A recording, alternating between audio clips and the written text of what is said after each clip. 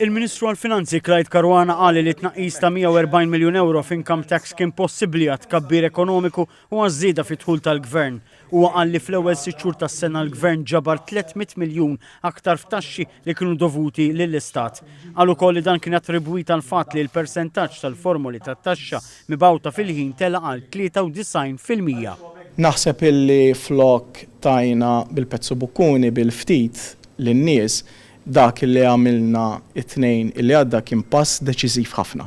Il-fatt illi ollejna b'daqstant kif urejt illum l-eżenzjoni mit-taxxa ta' dħul, il-fatt illi komplejna wessajna l-brackets ukoll se jkun qed jagħti iktar dħul lill-familji Maltin u Għawdxin. Bħala medja, kull min f'pajjiżna għandu dħul medju bej wieħed u ieħor ħajkun qed jirċievi aktar minn 600 euro. Il-Ministru tal-Finanzi qal li din kienet l-ewwel darba fi 30 sena li daqstant dħul ta' ħaddiema qed tkun eżenti mit-taxxa, fakkar kif mis-sena d-dieħla f'każ ta' komputazzjoni singola it-threshold li taħtu ma titħallas taxxa ser jiżdied minn 9,100 euro għal 12,000 euro. Jiġifieri l-ewwel 12,000 euro mhux ser ikunu taxxabbli. Ir-rata ta' 15% tibda tapplika l bejn 12,000 u 16,000 euro.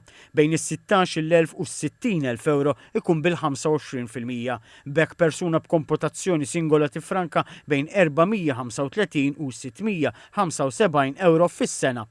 Mis-sena d-dieħla l-komputazzjoni ta' taxxa ta' miż-żewġin, it-threshold li taħtu ma titħallas taxxa ser jiżdied minn 12,700 euro għal 15,000 euro. Għal daqstant l-ewwel 15,000 euro mhux ser ikunu taxxabbli. Ir-rata ta' 15% ser tiġi applikabbli għal bejn 15,000 u 23,000 euro, bejn it-23,000 u 60,000 euro ikun bil-25%. Persuna b'din il-komputazzjoni se tifranka bejn 345 u 645 euro fis-sena. U finalment fil-każ ta' komputazzjoni ta' ġenituri, it-threshold li taħtu ma titħallas taxxa ser jiżdied minn 10,500 għal 13,000 euro. Dan ifisser li l-ewwel 13,000 euro mhux ser ikunu taxxabbli. Ir-rata ta' 15% ser tiġi applikabbli għal bejn 13,000 u 17,500 euro. Bejn 17,000 u 60,000 euro ikun bil-25%. U persuni b'din il-komputazzjoni jifrankaw bejn 375 u 650 euro fis-sena. F'kull każ dħul il fuq minn 60,000 euro jibqa' ntaxxat bil-35%.